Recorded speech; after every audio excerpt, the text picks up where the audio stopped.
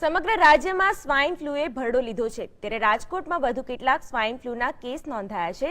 શહેરની સિવિલ હોસ્પિટલમાં 15 દર્દીઓ સ્વાઇન ફ્લૂ વોર્ડમાં સારવાર લઈ રહ્યા છે, જેમાં 6 દર્દીઓના રિપોર્ટ પોઝિટિવ આવ્યા છે, જ્યારે ખાનગી હોસ્પિટલમાં પણ વધુ 2 કેસ પોઝિટિવ આવ્યા છે। હોસ્પિટલના તબીબના મતે જો સ્વાઇન ફ્લૂના પ્રાથમિક લક્ષણો પણ દેખાય તો તુરંત જ હોસ્પિટલનો સંપર્ક કરવો જોઈએ અને તેનાથી જ રોગથી બચી શકાય છે।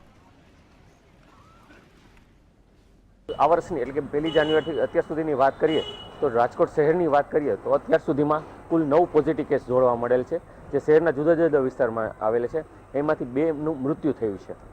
સ્વાઇન ફ્લૂ માટે ઓસિટાવીર કે અથવા તો આપણે કહીએ ટેમીફ્લુ, લોકોમાં એવી ખોટી માન્યતા છે કે સ્વાઇન ફ્લૂ અંગેની જે મેડિસિન છે કે એન્ટીવાયરલ ડ્રગ કહેવાય છે એ લેવાથી સ્વાઇન ફ્લૂ થઈ શકતો નથી। એ ખરેખર ખોટી માન્યતા છે।